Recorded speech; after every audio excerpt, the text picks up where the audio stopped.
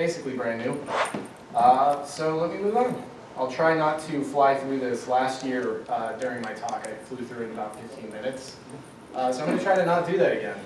Granted, last year I think I had like 6 slides, so kind of set myself up for that, which is appropriate. So the talk was on failure.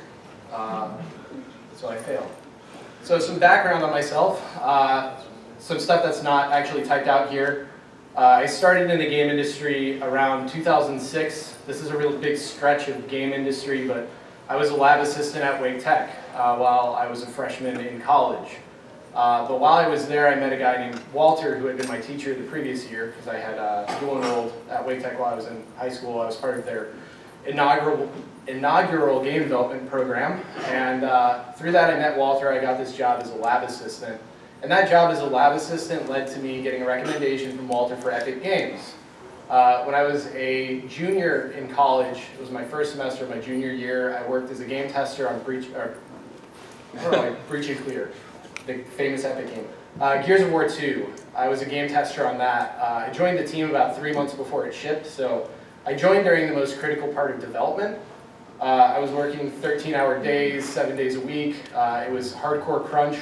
I would not recommend signing up for that scenario while you're a full-time student in college. So I essentially, for 3 months, had no life. But it was pretty eye-opening to me because I learned from that experience that I didn't really want to be in AAA. While I was crunching on Gears of War 2, my mom went into the hospital with a condition that eventually led to her death a year later. And the entire time I was crunching on Gears 2, I couldn't visit her in the hospital. I was pretty much tied down to testing this game and doing my college work. About 2 months into working on Gears 2, my brother got into a car accident that could have cost him his life. He survived, but it would have been the same scenario. I hadn't seen him in essentially 2 months at that point, so I could have lost a lot of family and have never seen them. And I feel like that's most people's experience with AAA development. They end up getting stuck in perpetual cycles of crunch until they're 50 or 60 years old, and they have massive regrets where they've missed their children growing up, they've missed several key events in their lives, family members have died, and all they have to show for it is the games, and the games are great, but there's so much more to life than that.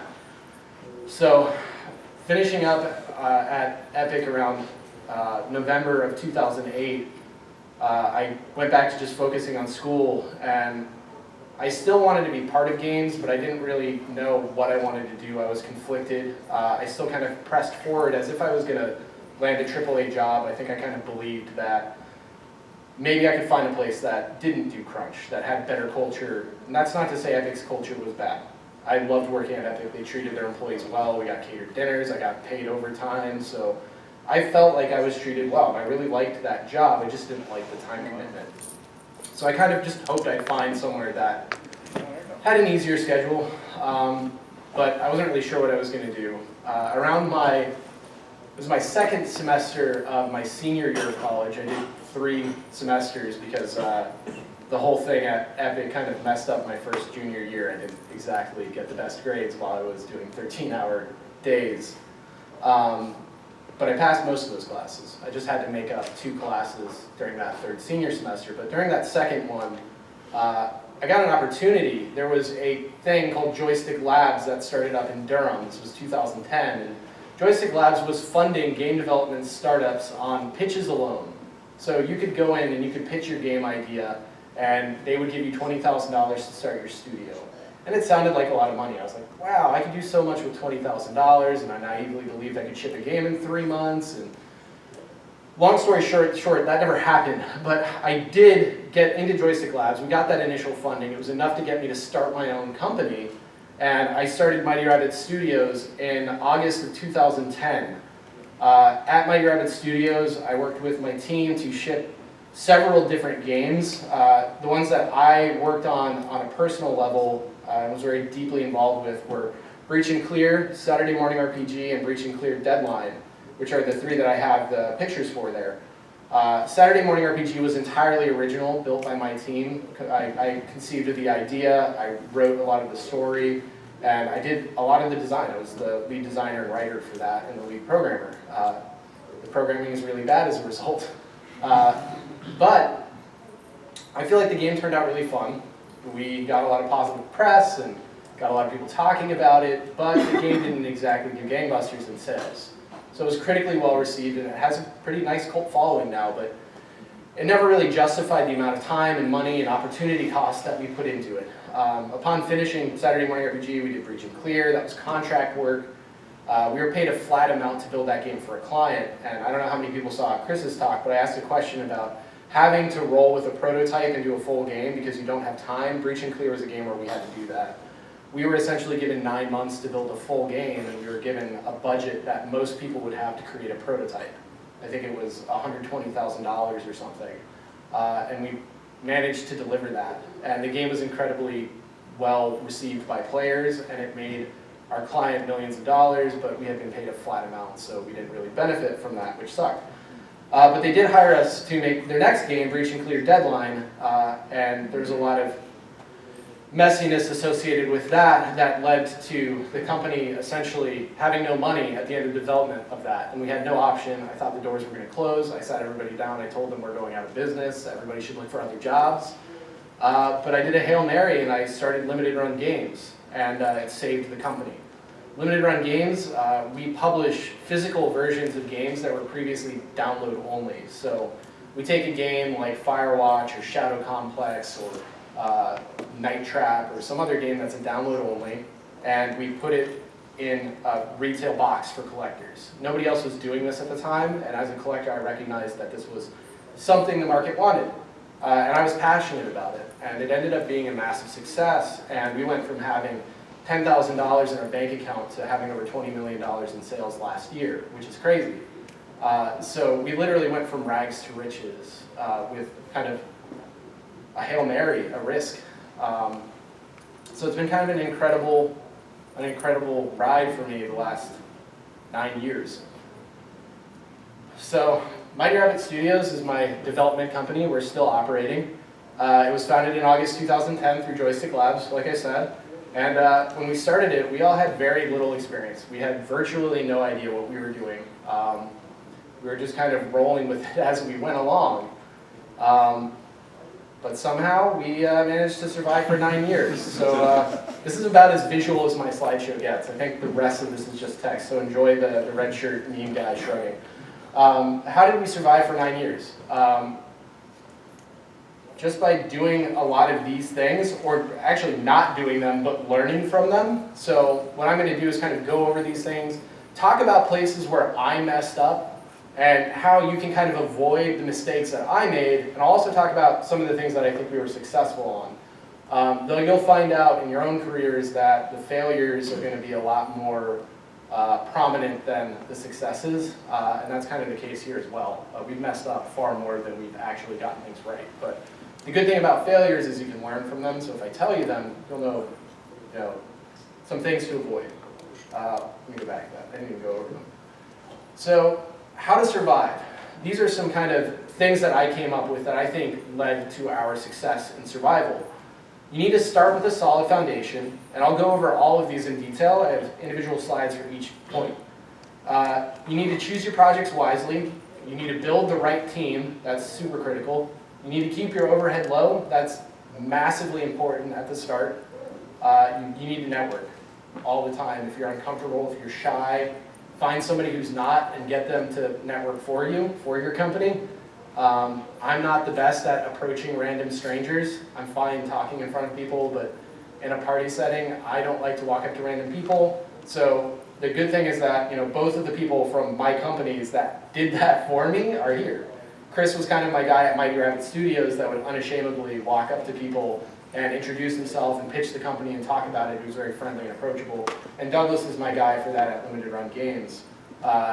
Douglas just recently at GDC talked with Doug Bowser from Nintendo, just randomly walked up to him at a party and started chatting with him enough where Doug Bowser recognized him the next time he saw him. He was like, "Hey Doug," and then he said, "Hey Doug" back. They're both named Doug, common ground. So it's kind of crazy how important networking is, and I'll go over why that is, but just make sure you have somebody who can do that if you can. You need to choose the right path to the market. You can't just throw your game out there and expect it to do well. You need to know when to kill a project, and that's both in terms of killing a project that you're currently supporting cutting that support off, and also killing a project that's in development that just isn't panning out. Never count on success. That's a big thing. Plan for failure and success. It's great if success happens, but if you plan for success, you're probably going to go under when failure hits, because you're not going to have that contingency. Don't be afraid to take risks, and you need to manage expectations across the board from your team, from yourself, and from players and your audience.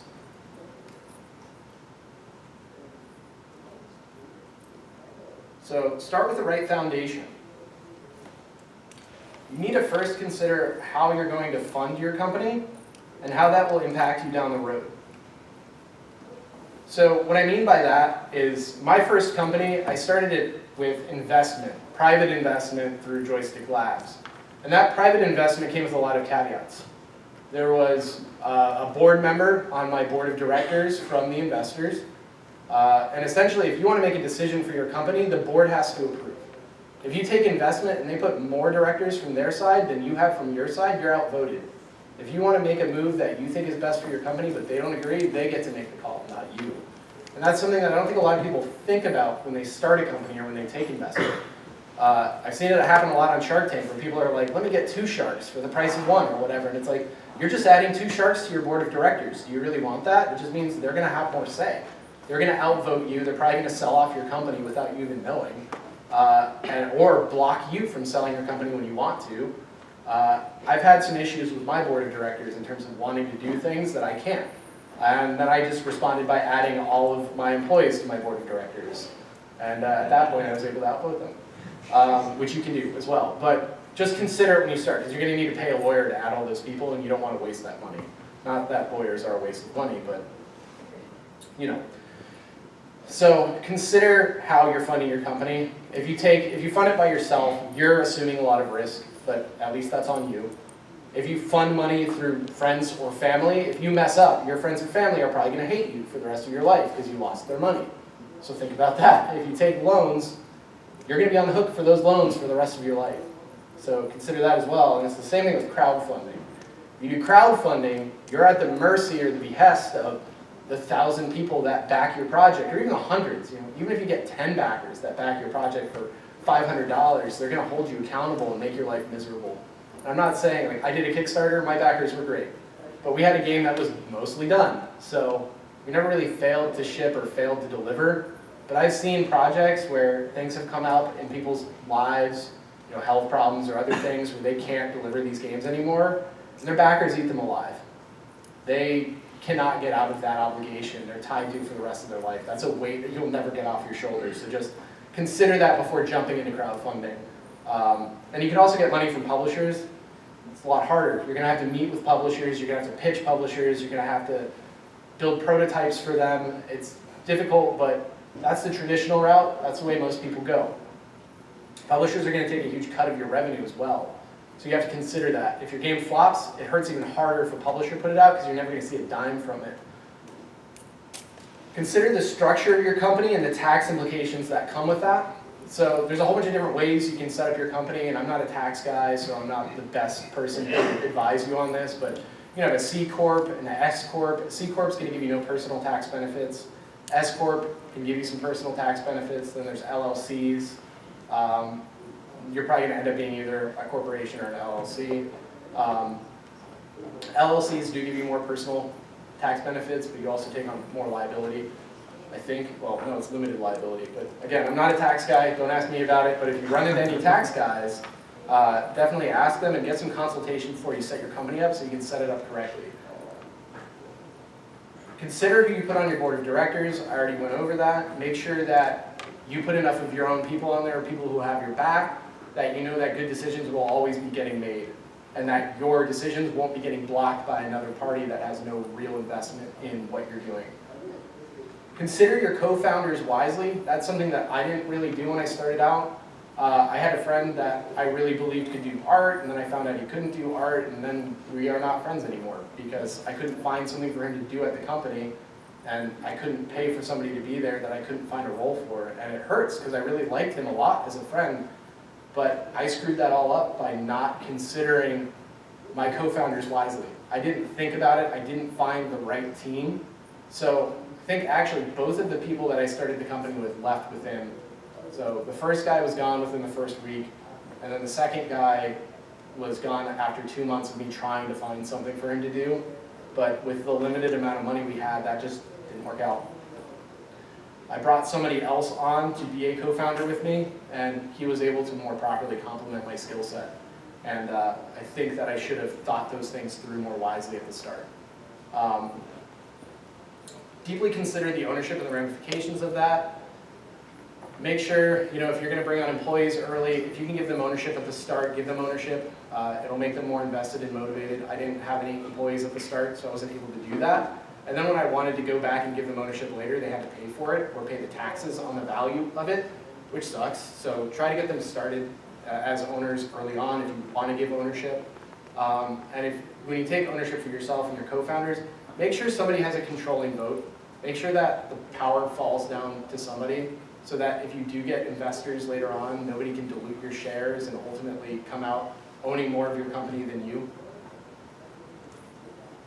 This is all like social network type stuff, but it's stuff you need to consider. It's not fun, but contracts are important. A lot of companies, a lot of indie companies will end up breaking up because there was no contracts in place before the games came out. Then when the games come out and they make money, everybody starts yelling at each other about who gets what money, who put what into the project. And if you don't lay these things out ahead of time, there's going to be a lot of infighting at the end, and it's not going to end pretty.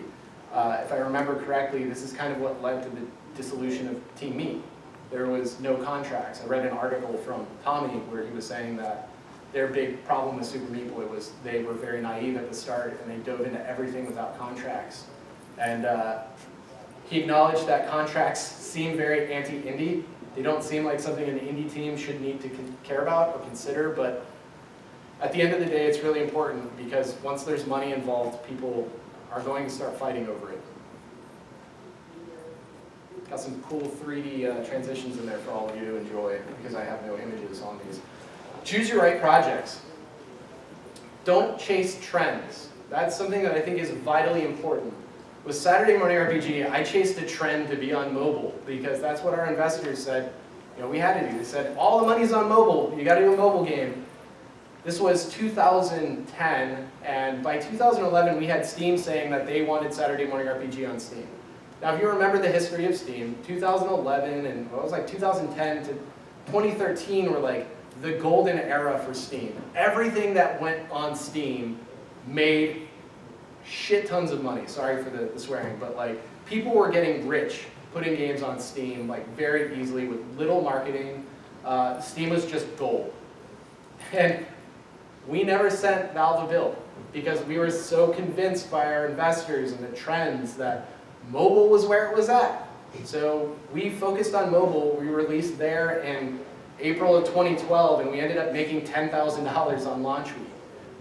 And if you've ever seen what sales look like for a game, your launch week is here, and then everything else is down here. So that meant we went from making $10,000 to like $50 a week. We had a team of 5 or 6 people. That's not going to sustain us. So we chased trends, and we paid for it dearly. On a future game, Breach and Clear Deadline, our clients on that told us they really wanted to take Breach and Clear in the zombie direction because at the time you had DayZ, you had Last of Us, and a bunch of other zombie games were tearing it up. So they wanted to chase that trend, and by the time we released it, nobody cared about zombie games anymore. It wasn't a thing. If you're chasing trends, there's a million other people chasing that trend, so you're not going to be unique. You're not going to stand out on the marketplace. Make something you're passionate about. Don't set out to build something that's outside of your capability. One of the things I hear from students all the time, and when I was a student, and we came up with our initial student projects, was everybody always wants to do some crazy idea that they've had in their head since they were a kid. They want to do some MMORPG with a Soul Calibur fighting. So this was an actual pitch from my college game team. They were going to do an MMO game with a full Soul Calibur style fighting system and like loot and customizable weapons and all this crazy crap that like no small team is going to be able to reasonably build on a good budget and a good time frame. So you have to make sure that when you're pitching your first project or your future project, you're doing it within your capability and your skill set. and you're not setting up to build something wildly ambitious or crazy. And that's not to say that you can't make something wildly ambitious, but only do it if that wildly ambitious thing is within your capability and your team's capability. Plan ahead in every way. Always have a plan for where you're going. Have a plan for marketing your game. Have a plan for everything. Have a plan for where your company's going to go. If you fail, if you succeed, always have a plan. Budget appropriately, and one of the things I've learned is once you've come up with what you feel like is an appropriate budget for both time and money, double or triple that. Because games are never on time, they're never on budget, ever. Which is why we ran out of money on reaching clear deadline. Especially if you're doing contract work, your client's going to come back with revision after revision. They're going to have ideas. They're going to ask you to add in crazy features you never thought were going to go in the game. And you're going to run out of money, you're going to run out of time, and then you're going to be screwed. Carefully assess the risk of the project, both in terms of time and money. If you only have enough in the bank to last X amount of days, don't commit to a project that extends beyond that, or at least too much, or you're going to be left scrambling to find money, and it's very hard to find money in games if you haven't created your own cash flow. Choose the right platforms. So this is kind of what I was talking about with mobile versus PC. PC would have been the right platform for us for this game. Mobile was not the right platform for kind of a core JRPG style game. It wasn't the right place for it, but we chased that trend. We chose the wrong platform. And what platform did we follow mobile up with? Ouya. And I don't know if any of you remember Ouya, but there's another wrong platform that we chose. Thankfully, we got it right after that, and we started doing Steam and consoles. Consoles have been the best by far for me because there's less games. Xbox is more crowded, I think, than PS4 and Switch. Switch is getting really crowded, but in general, consoles are less crowded than Steam. There's a gatekeeper, so less content's coming out. And that's not me saying always do a console game, because it's hard to get on consoles with your first game. But it's doable. So think about your platforms and assess them and choose the right ones. Choose tools that play to your strengths, and consider the financial impact of any engines you choose or tools. So if your engines have a recurring monthly fee, that's going to impact your overhead. If your engines have seat costs, every time you add somebody to your team, you're going to have to pay for another seat on your engine. If your engine takes money off of your final revenue, you need to consider that. Run some spreadsheets, figure out what that's going to look like. Because 5% of your revenue doesn't really sound like a lot up front, but when you're down to the wire and you need money to pay your team or to pay for bills, 5% can make all the difference in the world. So you need to consider, is it better for me to pay for something like Unity, which is month to month and per seat, or something like Unreal, which is free, but you need to pay that 5%? That's still the model, I think. I don't know. Okay, Chris is nodding. It's still the model. So you need to think about those things. And don't just think about it in the context of, well, if my game makes $1 million, that's only 50,000 or whatever. Like, think about it in the context of, oh, my game only made $6,000. That 5%, you know, it's going to matter a lot more when you only have $1,000, or when you only have that $6,000 to work with. Now, I think Epic only takes money beyond $5,000, so they're going to take 5% of that 1,000, but it still makes a difference. Build the right team. You need to find individuals that complement your skill set. Tap into your network. You should find past coworkers or people you went to school with, friends, people you know and can vouch for.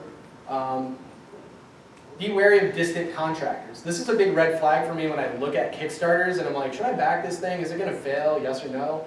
If I see a list of people and they're like all contractors and they're not part of a core team that's invested in the project, the problem with contractors is they're gone the minute the money's gone. The minute you can't pay them or something goes wrong, they're gone. They're not invested in the project or invested in seeing it get out there like a person who's on your team would be. Somebody who's on your team is going to be invested in making sure that the company is successful and that it succeeds so that they can keep working, so that they can keep doing things. And contractors, and this isn't true of all contractors, it's possible to have a distant contractor that's involved and invested in the project. Just from most of the Kickstarters that I've seen, you know, collapse, they've had very contractor-heavy teams. This is a really key point that I think was crucial to my success. Always pay your team before you pay yourself. I didn't have a lot of money when we started the company.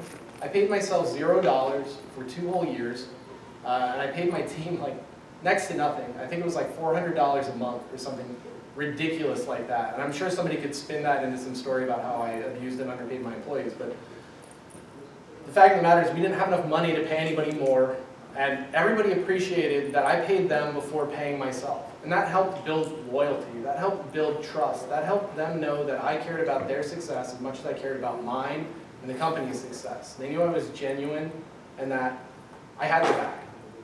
Don't be a greedy person. Don't look at the money you have and say, I need to pay myself this much. If you can get away with paying yourself as little as possible or nothing, do it. I supplemented my income by selling used games or movies or whatever I could on eBay. And that got me through those first 2 years. And even after that, by the 3rd year when I was paying myself, that's when we were working Breach and Clear. I think I was making like $1,000 a month, and I was paying everybody else $1,500 at the time. I think I have another slide on this your self-pay thing, and I'll get to that later. Wear as many hats as you can.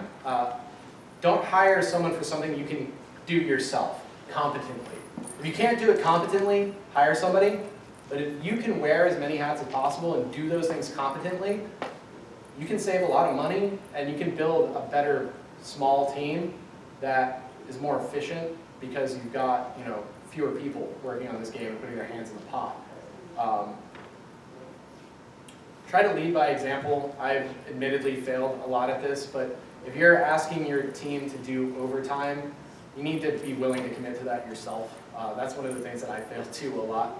And I wasn't necessarily asking people to do overtime, but when we were stuck on this contract work where we had deadlines that we had to meet for clients, a lot of the time we were stuck in positions where we had to do overtime. It was mostly self-induced rather than anything else, but as a leader, I wasn't asking all of my employees to be there for crunch. I hate mandatory crunch. My experience at Epic was everybody at Epic had to crunch if anybody at Epic was crunching. So the team was always doing it, they were always in it together, and I don't necessarily like that mentality. I think that if somebody has wrapped up their work and has worked faster and more efficiently and gotten things done, they don't need to stay there because some other guy works really poorly and needs to get in until 3 a.m. So that's kind of how we had our company structured, but as the leader, if somebody is there past midnight, you should try to do what you can to at least show that you're putting in the same level of effort or commitment, because otherwise it's going to lead to some resentment, which I had to deal with, and it wasn't pretty. Thankfully, all those people stuck with me. Nobody quit over it, but it definitely caused resentment in the thick of the project. Always be transparent with your team. If you're running out of money, let your team know. Don't leave them till the last minute or make them work when you have no money. Tell them ahead of time. Say, we're running out of money. We're not going to have any in a month. Next month's going to be the last paycheck, and after that, you're going to want to start looking for other work. I was constantly letting people know when the sky was falling, and I think that might have actually been a problem sometimes. Because if you were running out of money, I would tell everybody, like, ooh, we got to scramble for work now, and I think that led to a lot of panic, but at the same time, it avoids situations like Telltale, where all of the employees found out at the absolute last possible minute that they no longer had a job, which sucks. So I think people really appreciate knowing what's happening with your company, and if you're keeping them in the dark, they're going to resent you for that as well. Create a culture you can be proud of. It's hard to define culture, but you can feel it when you're working with a group of people. Culture is kind of like, I don't really know how to describe it, but like what it's like to be around your team or to be in your office. Like that's your company culture. And try to build one that you can be proud of. Try to find people that can embrace that culture and expand it with unique viewpoints. But like, it can create some friction if you have somebody on your team that's a terrible person and is completely contradictory to the culture that you built, which was something that I had to deal with at one point. So make sure to be aware of that.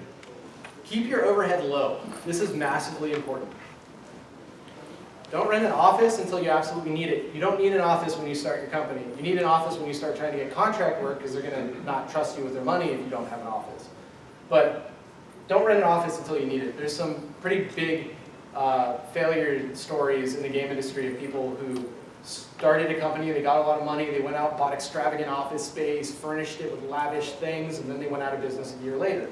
I think that Big Huge Games was a good example of that. Or whoever worked, not Big Huge Games, but whatever the company was that bought them that made Kingdom of Amalur. 36 Studios. 36 Studios, yeah. We went to their closing auction where they were selling off all their stuff because we were trying to get stuff on the cheap. And they had like 17 gigantic refrigerators. They had like locker rooms that had like 400 lockers and all this extravagant stuff that was just insanely expensive. It was like a 5-floor office. Like, it was insane how much money they spent. And like they closed owing the state of Rhode Island like $35 million or some insane amount. Don't buy equipment or furniture unless you absolutely need it, and even then try to shop wisely. Buy used if you can. When I furnished our first office, I went to State Surplus. State Surplus is over there by the fairgrounds. They sell desks for $1. An entire desk for $1. Chairs for $1. Everything there is essentially $1. They're like old dorm desks from NC State, so they have stuff like knifed into them, like carved in, but it's like, who cares? Versus paying like $500 for an IKEA desk. We bought a lot of our desks at closeouts from other offices. Things like that. We were very frugal when we were starting out. We never spent unwise. Consider using free software where you can.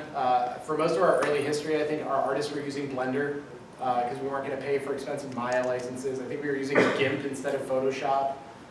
We were using a lot of like free open source stuff because those recurring yearly or monthly software licenses can really bear down on your overhead.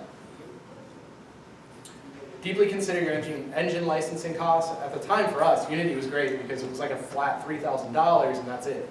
So we bought our Unity license, we got the seats, and I think there was one point where like Unity gave us like this weird license that had like 16 seats on it, so that was great. But you need to consider those engine licensing costs because month to month, Unity can get really expensive. I don't know if it's like $75 a seat now or something a month, but it's pretty expensive. And if your project goes over by a month and you've got 10 people that you have to pay $75 a month for to keep them on their engine software, it's gonna hurt. Now I think the life hack for Unity though is to have like one paid membership and then have everybody else work on the free trial. So you could do that. Never mess with it myself, so I don't know what problems that might cause, but something to consider, I guess. Don't be ashamed to buy 3D assets from an asset store. I know like asset store games get a lot of flack because they're bad. But if you put asset store items into a game that's good, nobody's even going to notice. So like you don't have to make it like a point of pride that you're not using assets from an asset store. If it's going to be cheaper than paying someone to make that thing, if you can go buy a toilet for $5 on the Unity store, rather than pay a guy $500 to model a toilet, like what's the problem? Except that the toilet might have 50,000 polys and then you're just going to have to pay somebody to make a toilet anyways, which is what happened to me. Raise employee compensation as your revenue increases. Always make sure that your employees are being compensated to the best of your ability. Only feel comfortable paying yourself boss money when all of your employees are making industry standard pay, because you owe your success to them. They're vital to your company existing. So never shortchange your staff, your workers, or anything like that. I think that's really important. Network. Networking is really important. This is what I talked about. Network, network, network. I would recommend attending conferences if they're financially feasible. You guys are here. This one's a lot cheaper to attend for people than GDC, but something like GDC is really important. 20 or 30,000 game developers go there. There's parties every night. Everybody's interacting and networking. And a lot of the big publishing deals are made at GDC because all the publishers are there. So you can pitch, you can meet with people and build your network really. There is some degree of like, if you don't try, you're not going to feel like you got a lot of value out of it. If you just go there and you don't network with people or you network with the wrong people, it could end up being a wasted expense. So it's a bit of a gamble in that case, but it's important to put yourself out there. Try and meet everyone you can. You never know who's going to be the next success story. If somebody had met me in 2010, they probably would have thought that I wasn't going to go on to do anything. But now I have limited run games, I'm really successful, and not to toot my own horn or anything, but somebody who treated me really well early on could benefit now from where I am. I have the money and the capability to help other people who helped me out early on. So always be helpful, always meet people, always be humble. So always be friendly. Don't trash games or developers. That's like one of the key things that I see. Like, don't go on Twitter and be like, man, this game sucks. It's so garbage. Because what happens when you meet the person who made that game like 3 months down the road at a conference and they're like, oh, I saw your tweet where you said my game sucks. And now like all of a sudden you're in this awkward conversation with a developer that could have some power, could be influential, and you've trashed them online. So be very cognizant of what you're saying about other games and developers, because those things can come back and haunt you. Nearly every single opportunity you have will be born from a network. That's super true. When Saturday Morning RPG didn't do well and my company was about to go out of business that time, we managed to get Breach and Clear because our friend Randy Greenback, who was a person that I added to my network through Chris, who probably added to his network through another person that was in his network, he helped us get that job on Breach and Clear. That saved us and helped us live for another 3 years from that point onward. And even then, within that time period, I landed other contracts from people that we met. One of the guys we networked with from Breach and Clear was Robert Poling, who was a creative director on Call of Duty Modern Warfare or something, I think. And Chris became really good friends with him. So there was a point where Robert was like, hey, I'm like the main guy at Humble Bundle now, and we want to fund a game. So we got money to make a really small game from him, and that was from him being in Chris's network from previous work. So networking is vitally important because it's going to help you survive. It's going to help you get the next project when you finish up another one, or help you get multiple projects simultaneously. In times of need, you're going to have to turn to your network. That's what I was saying. You know, if you run out of money, you're going to have to email people in your network and say, do you have any opportunities? Do you know of any opportunities? Do you know of anybody that's looking for developers that can do this or that or whatever? And a lot of the time, if you've built a good network, you're going to find people within that network that can help you and that can help you continue to survive and thrive. Choose the right path to market. This is really important.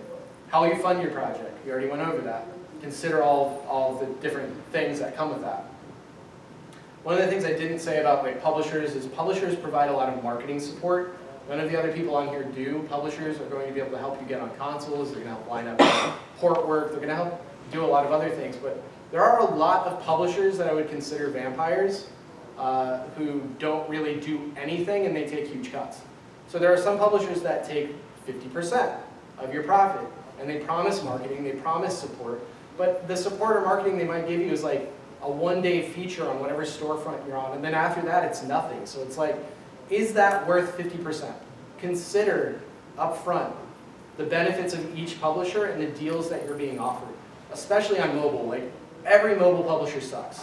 Try your hardest to avoid mobile publishers, because what they will tell you is, we have a friend at Apple. You can make a friend at Apple just by sending a message through LinkedIn. Find the guy in the games division at Apple on LinkedIn, send him an email, sign up for the 30-day free trial of that, and be like, hey, I've got a cool game coming out. Is there any way I can present it to the Apple team? Done. You've done all the work that these mobile publishers will do to take 30 or 40 or 50% of your game. Because all they're going to do is get you featured once. And then they just leech off your money for the rest of your game's existence. And we made the mistake early on of thinking that a publisher was vitally important, but it wasn't. We wasted a lot of time pitching mobile publishers. So do you need a publisher? So I just basically answered that. Consider the pros and cons of every single publisher that makes you an offer. How much marketing support can they provide? Maybe contact some of the other developers they've worked with and ask for a recommendation. I've heard absolute horror stories about publishers. I'm actually in a legal battle with a publisher right now. You can Google search that if you want. They're called Badland Publishing. They're a Spanish publisher, and they stole $78,000 from me. And a lot of the other developers that they've worked with have stories about them taking money. The developer of Axiom Verge has a disabled son it's a toddler, and they literally stole $200,000 that were owed to him for his son. So inside of Axiom Verge, they made a promise that all of the proceeds, or 75% of the profits from this game, would go towards supporting Tom's disabled toddler. And they never paid a single dime of the revenue owed, and it's estimated to be at over $200,000. So publishers can be awful. So just make sure that when you approach a publisher, I'm saying this as a publisher of sorts, just really think hard about whether you need them and whether they're good, and do all of your research. Consider and plan for all revenue opportunities. This is something that I think a lot of people aren't thinking about. They only think about, like, how am I going to launch this digitally? But I run a physical publishing business, and physical has been more successful for me on all my products than digital ever has been. And it's not that hard. Right now, there's multiple publishers doing what I do. I started the trend, but now there's tons of people in Europe and other places doing it for consoles. And if you've got a console game, you can probably find a physical publisher, and that's going to generate anywhere from $10,000 to $50,000 or more. I'm kind of giving you the low-end numbers for if you work with some of the smaller physical publishers out there. And then there's merchandise. There's tons and tons of game companies doing physical merchandise, shirts, figures, soundtracks, things like that. These are additional revenue opportunities for each of your products. What you want to do is create a revenue stream on your library, and I think there's somewhere on here I have an actual slide that mentions that. But you want to create a revenue stream, constant recurring cash flow on every single game you've released. And you can do that with merchandise, physical releases, and the digital sales. You want to create a marketing strategy, so figure out your approach to press, to the platforms. So find somebody at Valve that you can talk to. I don't think there is anybody at Valve. I think it's mostly robots. But, find somebody at Apple or Nintendo or Sony. If you're publishing on PlayStation, ask your account manager to get you on the PlayStation blog. Make sure you get as much exposure as you possibly can on your launch day. I've launched products out of the blue with no marketing, and they've done terribly, as you would expect. And I've done some with a huge marketing push, and they've also done terribly. But I've also done some that have had a good marketing push, and they've done fine. They've done well, like Breach and Clear. So if you create a good marketing strategy, you can put a successful product out there. Don't just throw your game out there, or you're kind of destined for failure. Know when to kill a project. This is a really important one. I updated Saturday Morning RPG for like 3 years after I should have, because it wasn't making money, and I was just kind of continuing to work on it as a labor of love at that point, but it really wasn't financially wise. It worked out in the end because I ported it to several platforms and released it physically, and those made money, but a wise person probably would have killed it off a lot earlier than I did. So know when to stop patching or adding content to an old project. Because there's a point where that old content, or that new content you're adding to an old game is not going to generate enough sales to make that a good decision or to make you your money back on the time you're putting into that. Don't be afraid to shut down a project that isn't working out. I worked on a game with Chris called The Elephant in the Room. We worked on it for about a year. That's the game that Humble Bundle funded, kind of an initial prototype of it. If you're part of Humble Monthly, I think you can access it in the Humble Vault. But you're playing a prototype that we built in literally a month. But we started working on a full version of it, and I think we worked on it full stop for about a year, and then finally just decided it wasn't panning out and we had to kill it off. If we had released it, it probably just wouldn't have done anything for us. So it was a good idea to kill that project when we did. So you have to know when to kill it versus when to continue putting money into it. It's just a matter of accurately judging those things. Always push your catalog. So this is the thing that I was talking about. Find opportunities to create a steady cash flow for your catalog. Participate in platform sales. I'm doing a pretty bad job of this, but Steam has, winter sales, summer sales, random flash sales, things like that, and you can schedule, I think, 1 weekly sale every 90 days for your product. Make sure you're staying on top of that, because that's going to create nice digital return for you and create some cash flow boosts.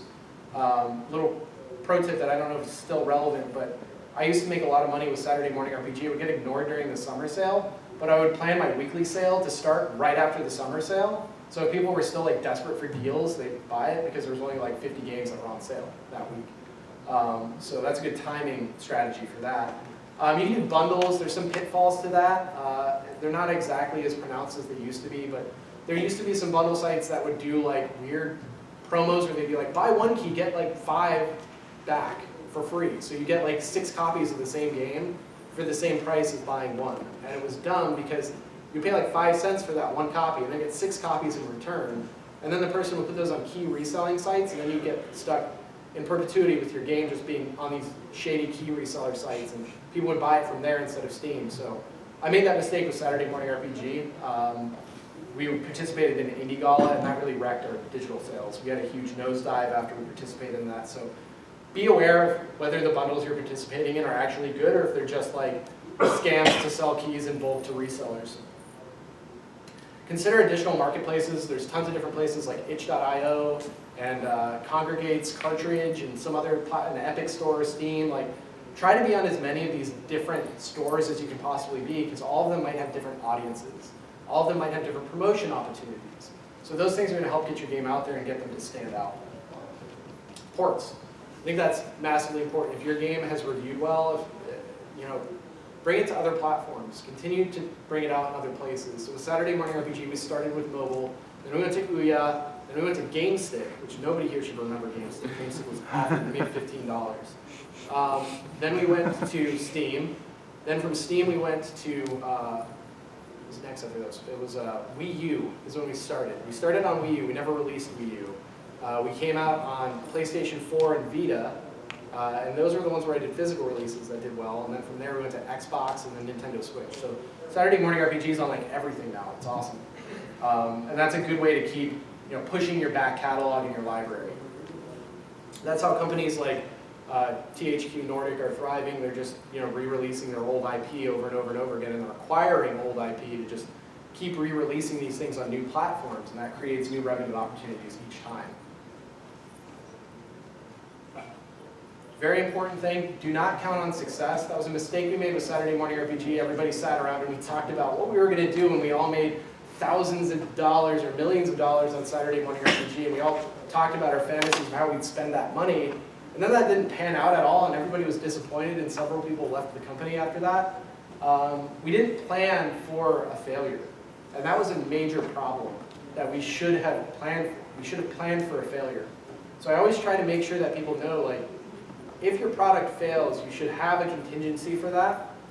So I suggest some contingencies, like contract work. Start looking into where you can find contract work. We did some client work for AT&T. We built some really, really stupid Kinect prototype for like NCIS or something. I don't know, it was really bad. We got paid to do it. We did some educational game for like a math textbook for elementary schools. We did a lot of really stupid stuff that we otherwise wouldn't have done, but it kept the door open after Saturday Morning RPG didn't do well. So don't be afraid to accept contract work. It's not beneath anybody.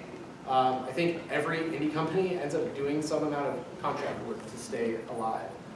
And when you do that contract work, make sure to set your rates appropriately. We really didn't for Breach and Clear. We sold ourselves like crazy on that project. They got a steal.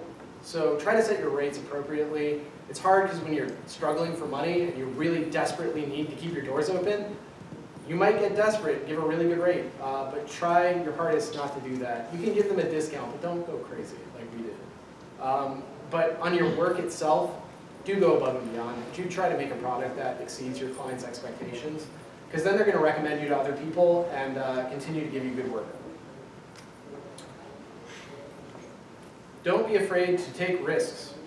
Bigger rewards typically come with taking great risks. Making a game that's in an unproven genre, or making a game that other people think might not be the best. Prove people wrong, take risks.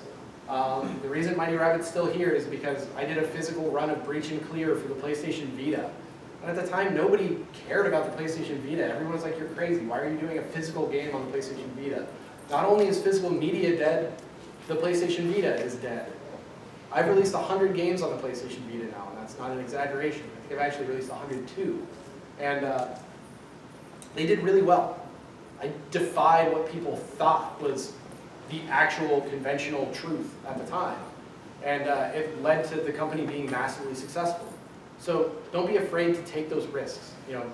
measure them, and don't go out and take a $200,000 loan if you don't think you're actually going to be able to pay it back. But that is something that I did. I took an $80,000 loan when we released Breach and Clear because I wanted to keep my team paid while we were trying out this crazy Hail Mary physical thing with limited run. And I was able to pay that back. Different story. Always manage expectations.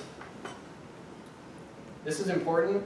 Set your personal expectations correctly for what being an indie developer is. It's difficult, so don't go into it thinking it's going to be really easy and it's going to be a cakewalk. It's very hard. Set your team's expectations correctly. Let them know that everything doesn't pan out. Everything doesn't always work out wonderfully. Make sure that they're invested in being part of the team through the good and the bad. Set your audience's expectations correctly. This is super important. Don't go out there telling people you're making the best game ever. This is the No Man's Sky thing. Don't go out there and tell everybody that you're building an infinitely limitless game that's going to blow your mind and it's going to be the best thing ever. Because then players start filling in the blanks. They start coming up with their own ideas of what your game is. Reviewers start doing it too.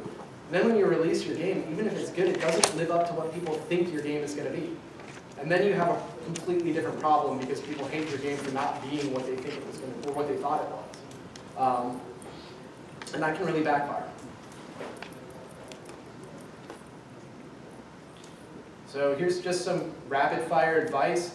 Don't be overwhelmed by the odds. One of the things that people kept telling me when I was starting the company at Joystick Labs, we had these mentors come in, which really were just people giving us recycled GDC talks. But every single one of them was like, you're not going to make it past 5 years. And the funny thing is, none of them did. Most of the people that came in that had indie companies at the time, they're all gone. Every single one of them, their companies went belly up. Like I'm still using the desk of one of the guys' companies. So I went in his company and bought his desk. And that's a pretty alpha move, I guess. He came in and he was telling everyone, you're not going to make it past 5 years. That's the life expectancy for an indie company. I'm here 9 years later, I'm going to be here 15 years later, I'm going to be here 20 years later. Don't be overwhelmed by those odds. With the right amount of grit and tenacity, you can get through everything. You can keep going and you can be successful. Always surround yourself with talented people. There's always going to be people who are better than you, and you can learn from those people. Don't be ashamed to be the worst person at a particular thing in the room. I'm a terrible artist, I'm a terrible programmer, but I surrounded myself with programmers and artists who were better than me. And I think that was key because it helped me grow and it helped me learn. Learn to accept criticism. This is really important. People are going to shit all over your game, whether it be on Steam, Twitter, Facebook, or wherever. Your game's going to be your baby. Oh, did I just blast through those? Your game's going to be your baby, and it's okay for you to feel a personal attachment to that game and that, like, they're attacking you when they attack your game. But try to disconnect yourself from that because you can actually make the game better by listening to some of that criticism. Some of it's just garbage, it's noise. Somebody could just be yelling expletives at you, telling you to die or whatever. And that's not good criticism, but some criticism is actually good. And sometimes it's right. We got a lot of criticism with Saturday Morning RPG. And at first I was angry about it, but then I used it to mold the game into something better. So learn to accept that criticism. The next point is just there's always someone out there who's better than you. Nobody likes a cocky person. I've run into a lot of people that, they just gave off this air when I was talking to them that, like, I'm better than you, I don't want to talk to you, I'm going to be bigger than you. Like, I saw this a lot when I was in college, people who thought that they were going to be able to go on to be the next big thing in games, and, everybody else was nothing compared to them. Nobody likes people like that, and you're not going to get very far in building a network if that's how you act. So try to be humble, be friendly to every single person you interact with, and do your best to help anybody else out when they're in need. And that's it. So that's my email, website.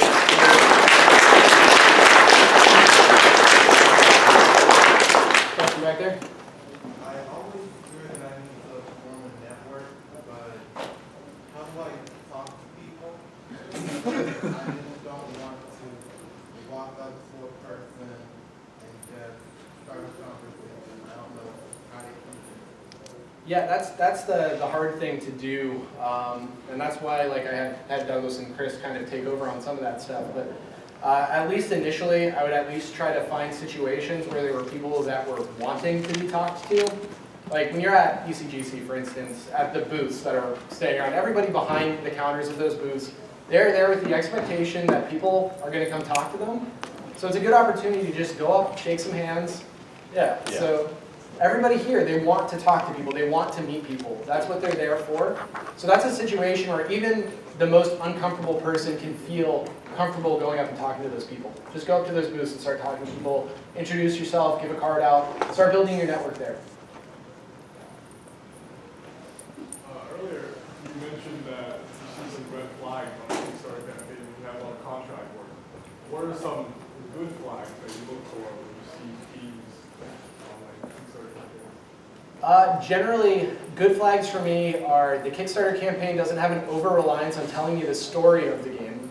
If the Kickstarter campaign has several paragraphs of lore, I know that they have nothing but lore.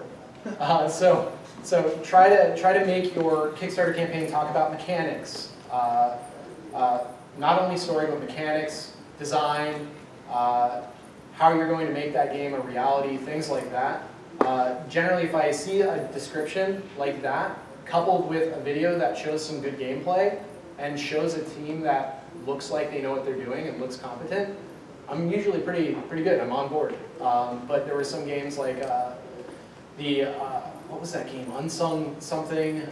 It pitched itself as some kind of Final Fantasy XII-like thing with the designer of Final Fantasy XII, and it was by Playdeck. I can't remember what it is, but it's a whole mess. And their entire team was just contractors and weirdly like people who made like board games. So that was a red flag to me. And all of the stuff in the description was about like lore and how they had this Final Fantasy XII guy involved, but he was only involved in like a contractor capacity to like name some things and write a story. So like, I don't know, that was my big red flag on that. And there's been some other projects where that was the case as well. What are some red flags that we should keep an eye out for with we are considering hiring a publisher? So look at the split that they're going to take and try to consider deeply if it's fair. A lot of publishers, you know, they are going to do something like a clawback. If they give you money, they might say something like, we're going to take 100% till we get our money back, or we're going to take 90-10 until we get our money back. Think about what you might need and whether that's worthwhile. Ask them what kind of services they're going to provide beyond the funding. If they're not giving you any kind of funding, ask like very pointedly how much money they're going to put towards marketing your game, and make sure that at least at a bare minimum they're putting enough money into marketing it to make it worthwhile. Because there are a lot of publishers, and I can't, because of NDAs, say who a lot of them are, that I just heard are absolutely terrible and they don't provide enough support to justify their splits. So it's really just deeply taking into account what the split is that they're going to take and how that's going to impact you. You mentioned, again, on the publishers, research thoroughly what the possible issues that might arise could be. Yeah. That sort of information, is that, how is that parsed? How do you get that? Did you have to hire a lawyer? Or No, how do you find the best way to do it would be to ask other developers. So find somebody in their catalog that you can reach out to through social media or through email and just ask them point blank, hey, what was your experience with this publisher? Would you recommend another developer go with them? They can say no to that without violating NDAs. They can say, no, I would not recommend them. I would try to find somebody else. And that's probably going to be your best sign. If they come back and they say, working with this publisher has been phenomenal, which no NDA is going to stop them from saying that, you're going to know that's a good publisher. So I think that's vitally important. Is kind of, it's like getting references, you know, when you're hiring for a job. How did you go about like marketing games? Like, what were the steps you went through, or what kind of places did you look at? So I found a guy named Ben Moore here at ECGC in 2012. He was walking around, he was just about to graduate Wake Tech and nobody wanted to hire him for marketing, and I was like, I'll take you. And it turned out that he was awesome, and this was his strategy. He started looking at websites and he was finding people that were writing articles about similar games, and then he would track their emails down from that, and he would start reaching out to them with personalized messages about our game. And doing that led to us getting some early coverage on Kotaku, Touch Arcade, and a couple other places, and from that it kind of like spiraled out, and other publishers and developers and press picked up on it and knew what it was. So really, the best way to approach it is to build a press list early on, and start informing them as you get into further into development on your game and closer to launch. But try to find people who have historically enjoyed games that are similar to yours. If your game is wildly different and you can't find that, find something like it. Don't feel bad about just kind of blindly sending out things to press contacts, but try to find somebody who has a personal vested relationship with something like your game. With us getting that coverage on Kotaku, that initial coverage, it came down to one of the writers being really into Transformers, and it was recognized from another article that he had done on Transformers. Our Saturday Morning RPG had music from the composer of Transformers the movie, so it was an easy way to get his interest. So that's kind of how we approached it. Nowadays, the big thing is, this wasn't a thing then because Twitch didn't exist. I feel old. But now, YouTubers, Twitch, that's a big thing, you know.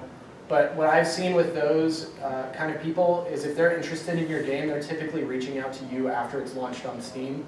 You can try to do some early stuff, identify some streamers or Twitch people that, or YouTubers that have played similar content and give them keys to your game and try to get them to cover it. But I've found that every time I launch a game, I get about 75 or 80 streamers or YouTubers that just like want it without even trying. So I haven't made much of an effort of actually like targeting any of those people with my games. You talk about teams and such. Right now I'm working on a game and my team is actually people I'm contracting, but I try to treat them like a team, and we communicate daily. They share like the same passion that I do for my project, but we're not an official team, but I act like we're a team, and they tell me that out of all the projects they work on, mine is their favorite and they love working on it, and that I'm like the easiest person to work with.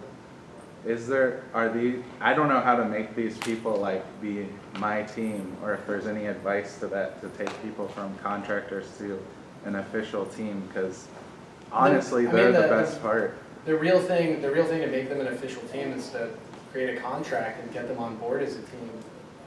That's really where they become a team, is when they join your team officially in some capacity. You may already have things set up with revenue shares, or you're already paying them money. Yeah, I'm paying them.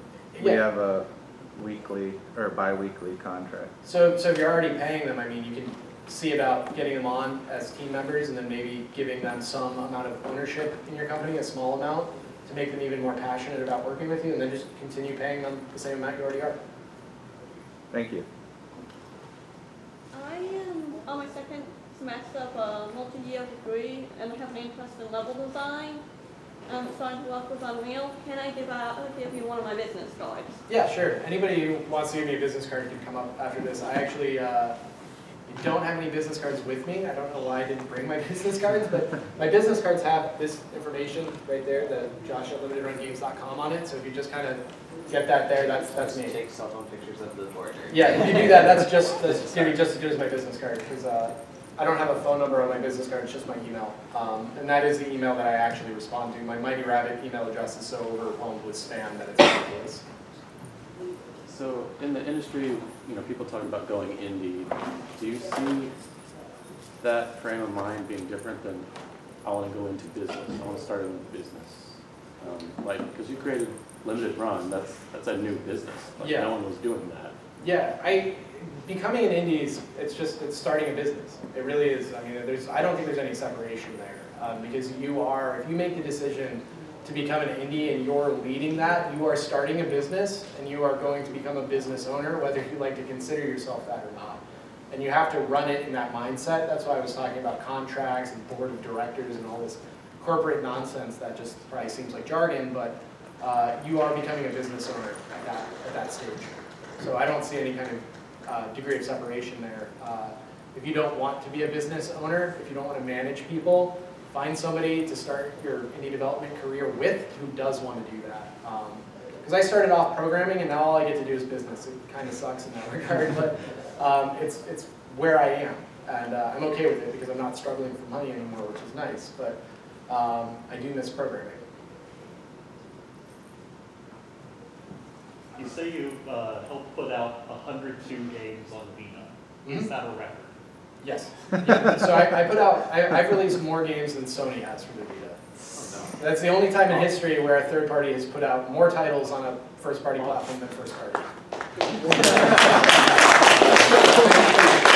So we had this hand, and then you. So we'll do that as the order. Just in regards to what you're talking about with like legacy support, I feel like as an indie game, an average indie game player is a little more aware of the developer making the game. Is there any point at which you see like supporting your game maybe beyond where it sells more copies, builds goodwill toward future releases or other projects, or is that just not something that you really observe? I think it can, but if your other projects don't have an overlap in genre or any other aspect, the people that you're giving that goodwill to might not be there just by nature of not liking whatever genre your game is. So I think you have to do what you feel makes the most business sense and stop supporting a game when you feel you're not getting the right return anymore. And I think you might be able to feel the goodwill just by how people react in communities that talk about your game. If you're getting explosive reactions from those communities, and it's a lot of people talking about it, the goodwill is probably going to mean something. But if it's like one dude who's really, really hyper excited and vocal about it, you're probably not getting much about it, much out of the work or the investment. First, as a day one Vita owner, I want to say thank you for all the Awesome. games you put out on there. It really did revitalize the whole platform. Thank you. I was wondering what type of market research you did that pushed you to decide to actually invest in that platform. So I had been selling games on eBay. It was a big part of how I managed to pay my team for paying myself. And I'm a big collector, and I had been observing, the decline of physical games. A lot of games had been going all digital, and a lot of these games that I really loved were not available in a disc form. Like Shadow Complex, Epic made that game. It's a fantastic Metroidvania game, and I played it on Xbox 360, and it was the first download game that I remember feeling like, this should be on a disc. This feels like a game that I want to own and treasure and cherish and have 20 years down the road. But it wasn't available that way. So that mindset that I had playing that game in 2009 kind of stuck with me through till I did Breach and Clear on Vita in 2015. And one of the things that drove me to that was I had worked on Breach and Clear for, at that point, 2 years or 3 years, some ridiculous amount. And I felt like me and the team had put so much into that game that to know that it wasn't preserved physically and was just going to disappear into the digital ether whenever the App Store outdated whatever it ran on. It's not available on iOS anymore, I don't think. I think it's been outmoded and it's gone. It's gone from iOS, it's gone from Android, it's only on Steam now. And eventually it'll probably disappear from Steam too when Epic Store takes over or some other platform takes over. So the march of time is inevitable that we'll lose these digital products that we poured our soul into. So I wanted to make it physical, and I figured at the time I had nothing to lose. So I used the last money in our bank account to run that, and if it was successful, I would be happy and the company would be saved. If it wasn't, our plan was to get a bulldozer and run them all over and just keep the copies that we wanted for ourselves. So we at least knew our game was preserved in some capacity. So I didn't really do any market research, just kind of acted on my own personal instincts and desires. Well, you were the part. I was wondering if you could speak to your experience getting a sense of what kinds of designs are worth pursuing, we're going to serve some kind of underserved niche or what was going to be something that there actually might be a market for. So you're saying like if there's if I have any kind of insight into what kind of designs might be viable? You might have 5 or 6 designs and then you decide which ones you're going to go for, right? Because you've got limited time at a certain time. I was just curious, how you develop an instinct for that. Not a formula, how you develop I think if you're designing something and you're passionate about it and you know you're doing it because you're passionate about it, not because it's soullessly chasing a trend. Like, you're not just saying, oh, I'm building this because Minecraft is popular right now, so I'm making like a Minecraft-like game. Or you're not saying like, oh, I'm making this game because Fortnite's popular, so I'm making a battle royale. If you're not giving that reasoning to why you're making your game or doing something on it, I think you're doing it for the right reasons. And I think that's really what I was getting at with my thing, is like, make something you're passionate about that you can pour your soul into, rather than chasing trends or anything like that. Finding an underserved niche is kind of hard. That comes down to knowing niches that you find yourself in, that you feel are not being served. That's how Double Fine Adventure did so well on Kickstarter. You know, they knew that they liked adventure games, and they had observed that adventure games had declined. So they decided to introduce that Kickstarter campaign, and it was wildly successful. So I think it's a matter of identifying the things you're passionate about that you don't feel like are getting enough love. Because if you're passionate about it, there's going to be other people who are also passionate about that thing. Do you recommend someone who wants to do indie first work at a bigger company before you feel for it and branch off on it? Not necessarily. I think you can start out on your own at any part of your journey. You know, you can be 50 or 60 and decide to start off and be an indie developer, quit your job and start doing it. You can be fresh out of college and do it, or fresh out of high school, or even in high school, or in elementary school. I don't know, you can do it whenever you want. That's the beauty of it. It's just a matter of approaching it in a smart way. I think it helped me decide what I wanted, and it gave me the passion and drive to fight through all of the times where it got very difficult, because I knew I didn't want to find myself in AAA.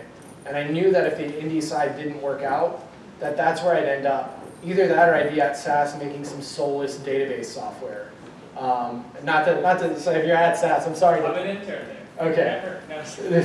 I have a lot of friends who went out of college and now they're at like Credit Suisse, or they're at some other place where they're making software that like some guy in a suit's using, and like, that's not for me. No, I feel the same. Yeah, I want to make software that people are enjoying, games that people are playing and they're loving, and it's making an impact in their life. That's the kind of stuff that I wanted to do. But working at Epic really just convinced me that I didn't want to be involved in that crunch cycle, and it gave me the drive to do what I'm doing now. But I don't think it was necessary to do indie development or to be where I am. I don't think it hurts necessarily, but I don't think you have to feel that it's a requirement. How often do you guys do crunch, if at all? Now, never. Oh. Yeah, so now we're working as contractors. We are not doing any kind of original development. We mostly do contracting through another local company called Puny Human for In Exile. So my guys on the development side are working on Bard's Tale 4, Wasteland 3, and they're doing some off and on work for Squanch Games on Trover Saves the Universe. Being that they're doing contract work, they're doing very managed tasks. They're able to do 8 hours a day consistently, and they have for 2.5 years now, 3. When we were doing our own games or games for clients, you know, it was inevitable we were going to undergauge our milestones, and usually the milestone deliveries were what was forcing us into crunch mode. And in that case, I mean, we probably went into crunch once for, it'd probably be like a week or two every 4 months maybe when we had a milestone delivery. I don't remember what our milestone delivery schedule was, but I know Chris, being on the design side, was almost constantly in crunch. But a lot of that came down to, I think, just wearing a lot of hats, and I don't know. Time management. Yeah, time management, things like that. I don't know. I left everybody's own time management up to themselves. I had no producer at my company, so that's one thing to consider. If you have a producer at your company to manage time and to watch tasks and to be on people's cases, you might be able to avoid crunch altogether, but I had no producer and I wasn't writing anybody about getting things done, so some of that kind of, I guess, collapsed into crunch occasionally. But now we're avoiding it completely, which is nice. I think I probably have to wrap up, because I think the next person was at 4:15 maybe. So, thanks guys.